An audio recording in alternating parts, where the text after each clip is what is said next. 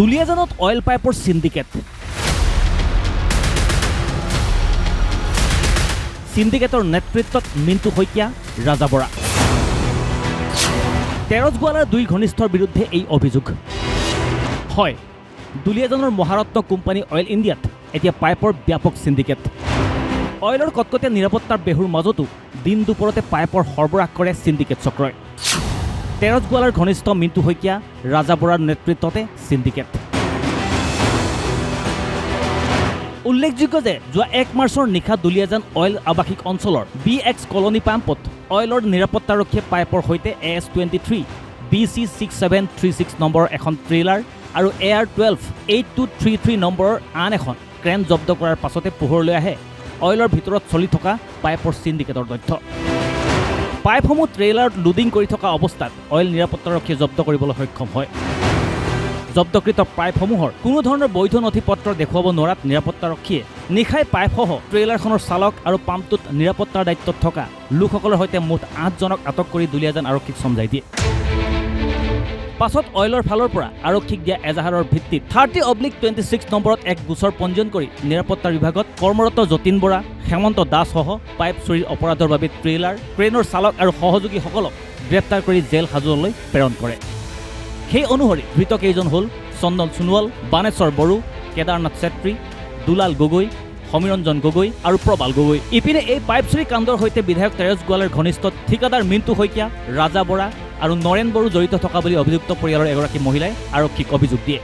কেঙত মানে যোগালী নথকাৰ কাৰণে আমাৰ ভতিজা ল'ৰাকেইজনক মানে মালিকে পঠিয়াইছিলে। সিহঁতি একচুৱেলি এজনে যোগালী কৰে, এজনে ট্ৰেইলাৰ চলায়, ড্ৰাইভাৰ কৰে। বিনা দুখত মানে এতিয়া ল'ৰাকেইটা জেললৈ যাবলগীয়া হ'ল। ট্ৰেইলাৰখন মিণ্টু শইকীয়া, ট্ৰেইলাৰ মালিকৰ কাৰণে, মিণ্টু শইকীয়াৰ কাৰণে আমাৰ নিৰ্দোষী ল'ৰাকেইটা মানে এতিয়া জেললৈ যাবলগীয়া হ'ল। এতিয়াতো সৰু ল'ৰা হয় একেবাৰে। ইপিনে পাইপ চুৰিত ব্যৱহাৰ কৰা ট্ৰেইলাৰখনো আছিল ঠিকাদাৰ ৰাজা বৰাৰে। ৰাজা বৰা পাইপ সিন্ডিকেটৰ লগত জড়িত থকাৰ অভিযোগ বহু পুৰণি। আনপিনে যোৱা বুধবাৰে অয়েল ইণ্ডিয়াৰ নিৰাপত্তাৰক্ষী আৰু দুলিয়াজানৰ আৰক্ষীৰ সহযোগত ঠিকাদাৰ মিণ্টু শইকীয়াৰ ঘৰৰ চৌহদৰ পৰা লাখ লাখ টকা চুৰি পাইপ জব্দ কৰি থানালৈ লৈ আহে। কিন্তু আচৰিত কথা, এই ঘটনা 14 দিনৰ অতিক্ৰম কৰাৰ পাছতো মিণ্টু শইকীয়া, ৰাজা বৰা আৰু নৰেন বড়োক আটক কৰিবলৈ সক্ষম হোৱা নাই দুলিয়াজান আৰক্ষীয়ে। এই ক্ষেত্ৰত কিয় আৰক্ষী পিছ পৰি আছে তাক লৈ সৃষ্টি হৈছে ৰহস্যৰ।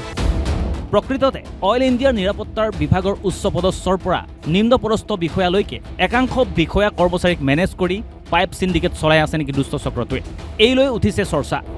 কাৰণ অয়েলৰ চৌহদত ইমান নিষিদ্ধ নিৰাপত্তাৰ থকাৰ পাছতো কেনেকৈ পাইপসমূহ বিনা নথি পত্ৰৰে উলিয়াই লৈ অহা হয় তাকে লৈ উঠিছে এতিয়া প্ৰশ্ন। সেয়েহে বিষয়টোত আৰক্ষীৰ ঊৰ্ধ্বতন মহলৰ দৃষ্টি আকৰ্ষণ কৰিছে দুলিয়াজানবাসী ৰাইজে।